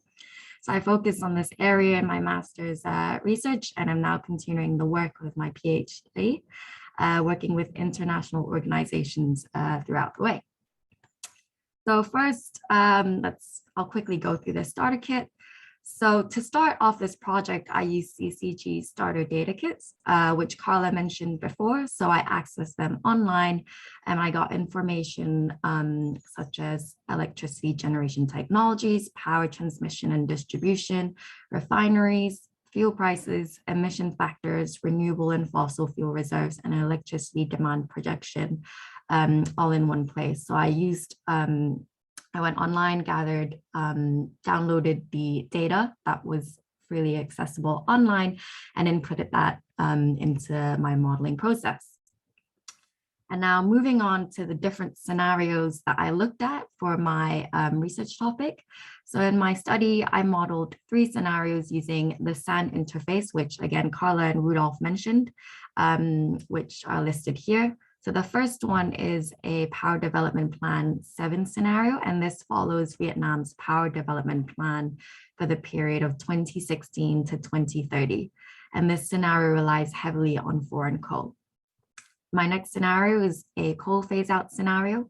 So, this follows Vietnam's COP26 commitment on a coal phase out by 2040 and net zero by 2050. The last scenario is a renewables-led pathway scenario, which follows a McKinsey report on wind and solar buildouts, supplemented by gas and battery storage. So let's quickly go through the results of my 3 scenarios. So this is my Power Development Plan 7 scenario and the results for that. On the left, we have annual electricity production, and on the right, there is total annual capacity. So in this scenario, we can see that there is a large share of coal in the energy mix as expected. So this is the black shaded region. And we can also see that there is a minimal amount of hydropower, which is blue, solar, which is yellow, and wind, which is purple. And this is the outcome from osmosis. So now we want to look at the flexibility of the power system, and we will use Flex Tool to look at that. As Flex Tool models 1 year of a scenario, we have modeled here 4 years for different years. So we have 2025, 2030, 2040, and 2050. The graphs, which are generated from Flex Tool, are also showing us a sample week. And from these graphs, we can see that coal is acting as the baseload in the scenario for all of the 4 years. And we can also see nuclear coming in 2030, and nuclear is in the mix in 2040, 2050. However, note that this amount is stable in all years. And there is also, we can also see solar, which is the yellow shaded region. We can see solar addressing the varying demand. And just to note, nuclear is the brown shaded region. And from these models, we can also see that there is no curtailment and no loss of load. So this scenario, this Power Development Plan 7 scenario, is feasible. So now moving on to our coal phase out scenario, we can see that is completely different to the Power Development Plan 7 scenario, which was the previous scenario. So here we can see that coal is out of the mix by 2040. So the black shaded region is no longer there. And instead, there is a range of different renewable energy technologies. So for example, we have around equal amounts of utility solar PV distributed with storage, CSP with storage, as well as onshore wind, offshore wind, and also onshore wind with storage. And now looking at flexibility, we can see that there are some problems associated with this coal phase out scenario. So we can see that there is curtailment in all of the 4 years. So in 2025, 2030, 2040, and 2050. And this is the lightly colored pink region in all of the graphs.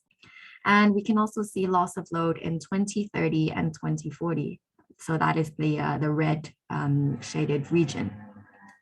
And so we need to address this. So in other words, we need to bring in additional infrastructure that can take in the extra amount of energy that would otherwise go to waste. So what the pink shaded region is showing us, curtailment, and also to provide that energy that we don't have in the years 2030 and 2040, which is represented by the red shaded region. So we need additional infrastructure to address these problems.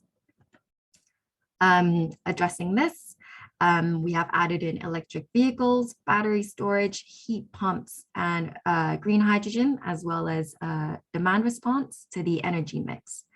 And we can see that in all of the graphs. So hydrogen is the purple colored region, battery storage is the green shaded region, EVs is the orange shaded region, and heat pumps, the browny maroony shaded region. So looking at these years, we can see that curtailment and loss of load is addressed. So we're not seeing that lightly shaded pink colored anymore, or that red shaded region anymore. So now this scenario is feasible, but only if we include these new infrastructure like EVs, storage, heat pumps, and hydrogen. So moving on to our next scenario, our renewables-led pathway scenario, we can see that alongside coal, there is also an uptake of gas as well as renewable technologies like solar and wind. So now looking at the flexibility of this scenario, we can see that there is slight curtailment, so not as much as the previous scenario. And we can also see loss of load in the years 2040 and 2050. So we now need to address this, otherwise the scenario is not feasible. So we have added in electric vehicles, battery storage, heat pumps, and demand response. And looking at this, we can conclude that the scenario will be feasible, but with these additional technologies. So now we have addressed curtailment, we've addressed loss of load, and the scenario is good to go. And now quickly comparing the 3 different scenarios together, we'll look at electricity imports, CO2 emissions, and the costs. So first off, the electricity imports. We can see that the renewables-led pathway scenario and the Power Development Plan 7 scenario will include a large share of imports due to the rising amount of fossil fuels such as coal, oil, and gas, which are imported into the country. So we can therefore conclude that renewable energy can support energy security by adding diversity to an overall electricity generation portfolio. Now, looking at carbon dioxide emissions, we can see that the coal phase-out scenario reaches net zero by 2050. And this is shown on the graph, in the graph on the left. And in terms of total CO2 emissions, which is the graph on the right, and this is from the year 2015 to 2070, the coal phase out scenario produces the least amount of CO2. So you can therefore conclude that less CO2 is emitted in the renewable heavy scenario, and that renewable energy will help achieve the country's COP26 commitment of net zero by 2050. So very important thing to have if Vietnam were to achieve its COP26 commitment. And now in terms of cost, we can see that without the additional infrastructure, the Power Development Plan 7 scenario is the cheapest scenario, and this is shown on the left. However, when we're incorporating, additional infrastructure, we can see that the Power Development Plan 7 scenario is way below, because they don't need that additional infrastructure like EVs or battery storage. When incorporating these additional infrastructure, we actually see that this coal phase out scenario is a lot more expensive. However, this is only in the first few decades. And by 2050, the cost of the renewables-led pathway scenario is more expensive than the coal phase-out scenario. And this can be seen on the graph on the right. Therefore, now maybe try to wrap up, because we have another presentation and we are a little bit short on time. Sorry to interrupt. Sure. And therefore, incorporating EV, storage, heat pumps, and hydrogen will be more expensive in the short term, but cheaper in the long term. The PDP-7 is the cheapest scenario overall, but this will not allow Vietnam to reach its climate goals and high levels of energy security.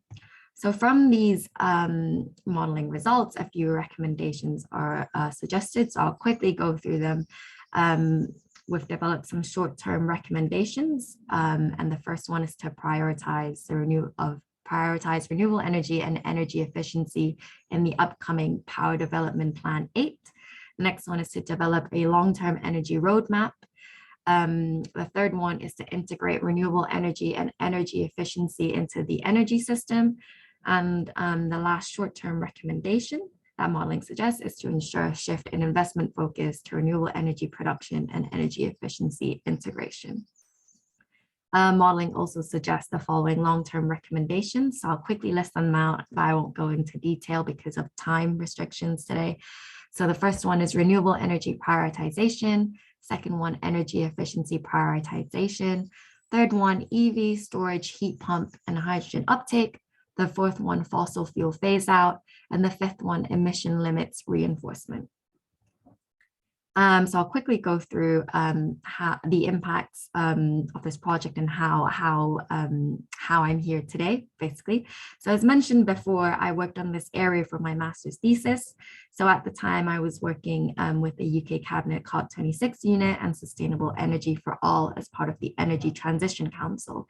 So again, working with the SAND interface and osmosis, and the outputs from that were used for engagement between government officials in Vietnam and the UK government to strive for a clean energy transition in Vietnam in time for COP26. And in 2021, that was when we saw an outcome. So Vietnam committed at COP26 that they will stop coal by 2040, so phase out coal power generation by 2040 and be net zero by 2050. And now I'm continuing this work for my PhD. So again, using the starter kits, again, using the SAN interface, using osmosis, using Flex tool, which is a new thing for me. And I'm working with the UK government Foreign Commonwealth and Development Office to help hopefully influence the Power Development Plan 8 in Vietnam. And that's it from me today. Thank you so much for listening. And I'll hand it back to you, Carla.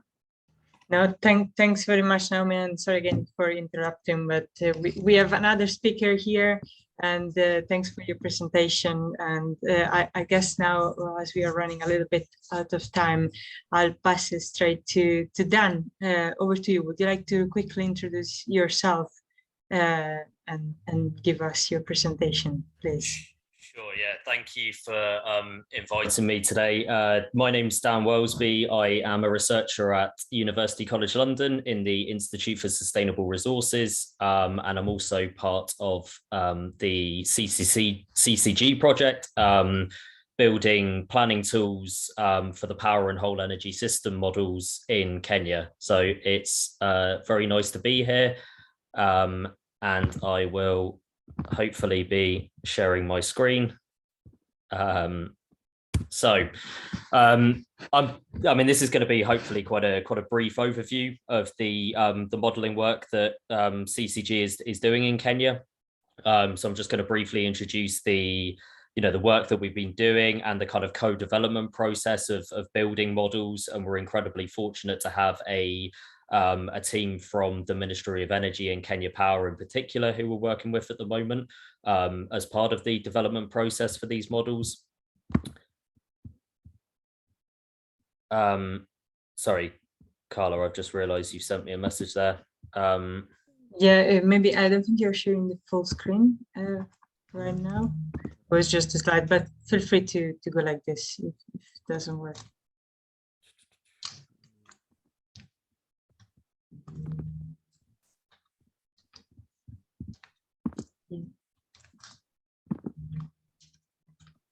Okay, is that still not yet? Maybe try with the one at the bottom, the slideshow at the bottom where there's the zoom on the right button. Sure. Yeah, or just the icon just on the left of the minus. Yeah, that one. All good. Not for. I still see just the slide deck, but I guess let's continue like this.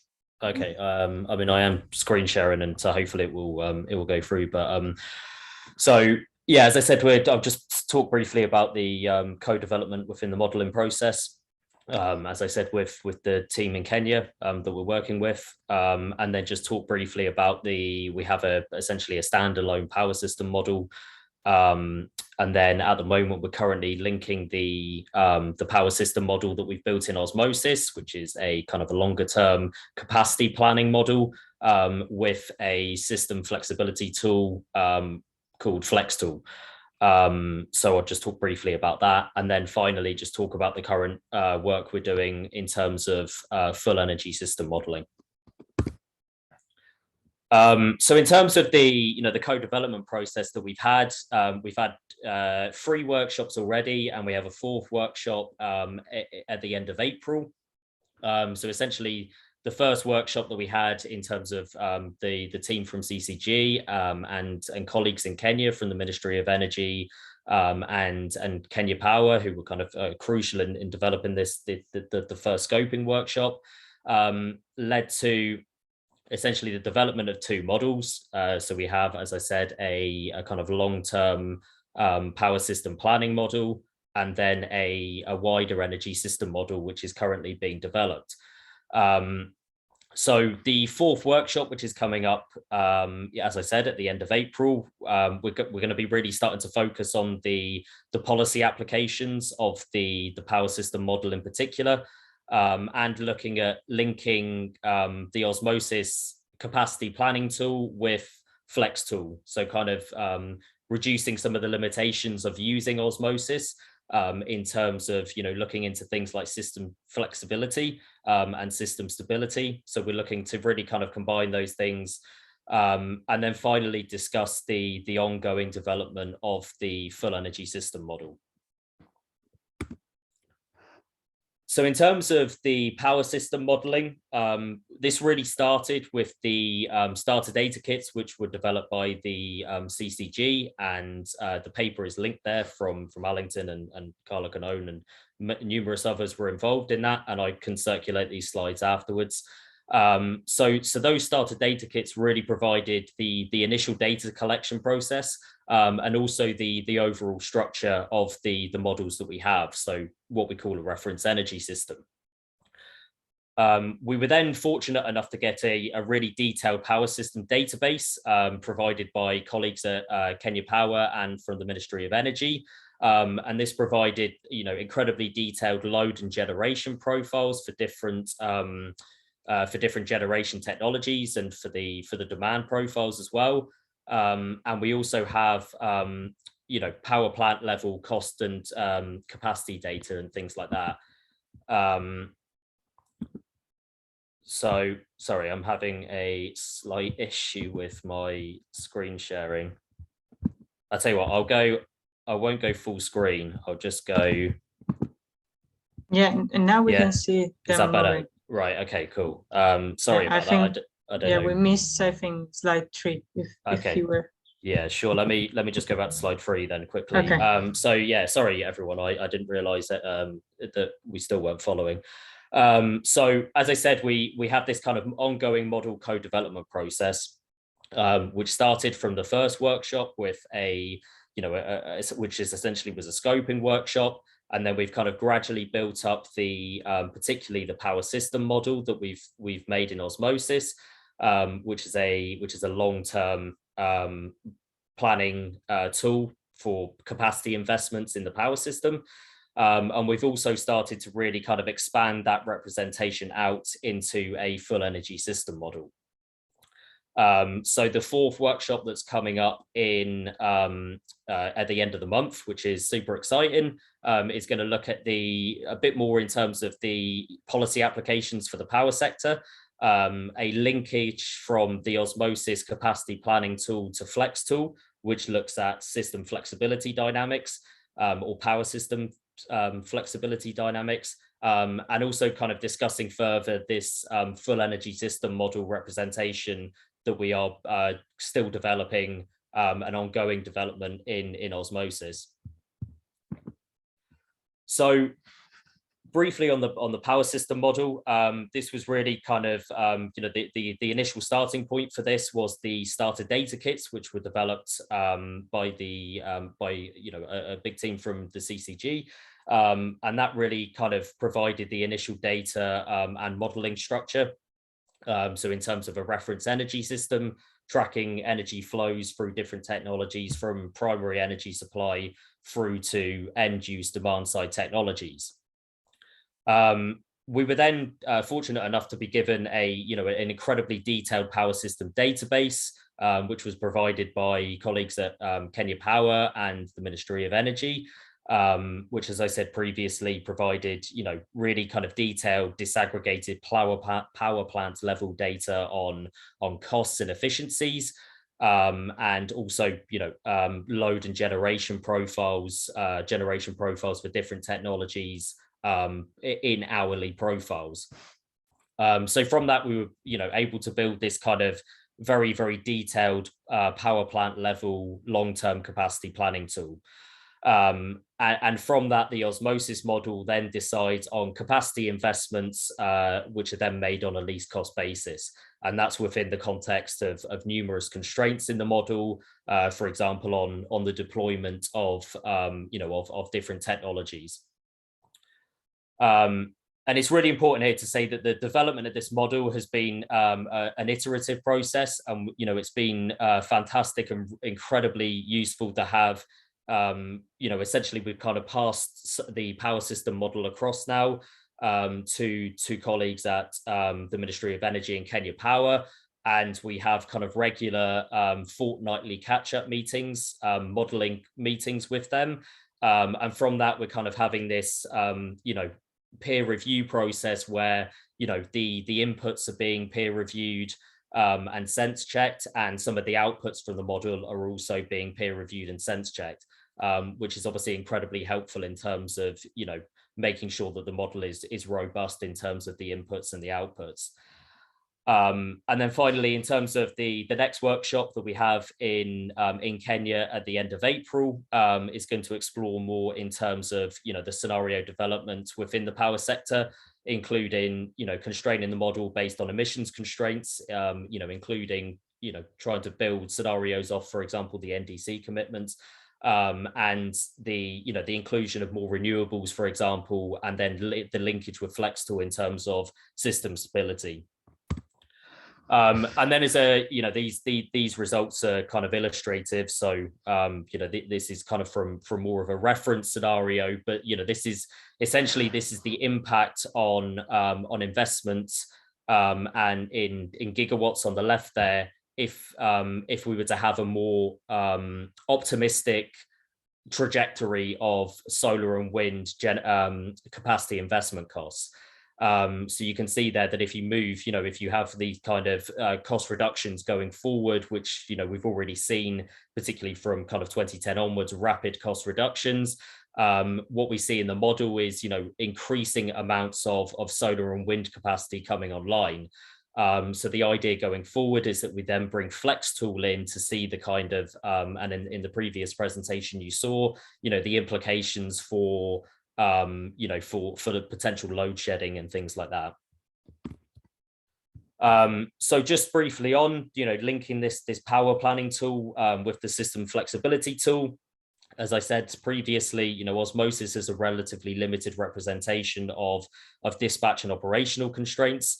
And to a large extent, FlexTool fills this gap because it incorporates, technical dispatch and operational features, things like ramp up and ramp down limits, and, the time it takes to, or minimum uptime and downtime and startup costs and things. So FlexTool can really kind of fill that gap between the two models.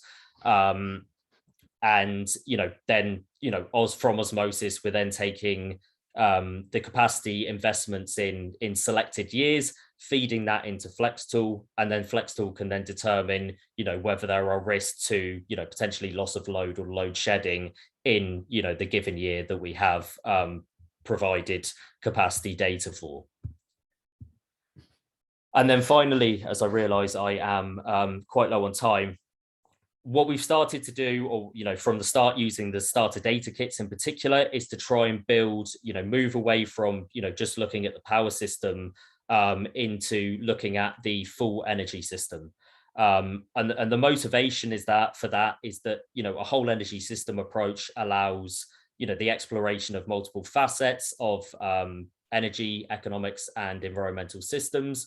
So we can look at, different key drivers of future energy demand growth or energy service demand growth, including growth in GDP, growth in population, and different rates of urbanization going forward out to 2050.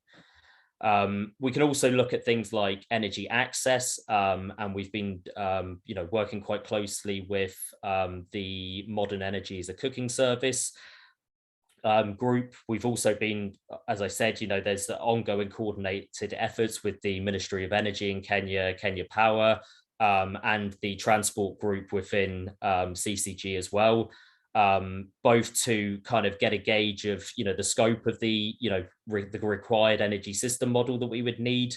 And also, there's an ongoing coordination around data collection.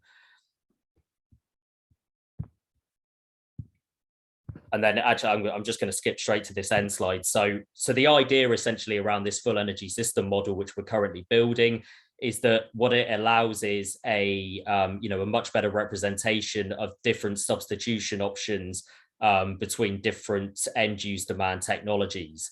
So for example, if we have a a scenario where we're moving to, or trying to move to, as much a certain level of clean cooking technology diffusion, then the full energy system model really allows that. So at the workshop in April, we're also going to be, increasingly looking at building up this scenario analysis in terms of essentially different policies for the wider energy system. I'm going to leave it there because I realize I've gone quite significantly over, but I'll circulate these slides and leave my contact details. And if there's any questions, please do let me know. No, thank you very much, Dan. It's great to know what are we doing in Kenya and how the modeling is going on. And thanks so much for your presentation. I guess we are running a little bit out of time. Sorry, Darlene. And I guess we'll end to you now. Pass it to you for closing up. Yes, I'm sorry, my camera. Yeah. Thank you very much, Carla. And thank you all for your presentations. It was really interesting. I don't see any question in the Q&A box, maybe also because the topics you touched were maybe a bit also complicated. So I invite all the attendees to rewatch again today's lecture. If you have specific questions, feel free to write me, or also you have the emails of our partners, so you can also directly write to them. And yeah, so that's it. Thank you very much to all the team of the Climate Compatible Growth for joining us today. And see you, I'm talking with the attendees. Next week, we will have a webinar on SDG 7 and the universal access to electricity. Thank you very much to all, and have a nice day and nice long weekend. Happy Easter. Bye. Easter. Thank you very much. Bye. Thank you very much. Bye-bye. Thanks, everyone.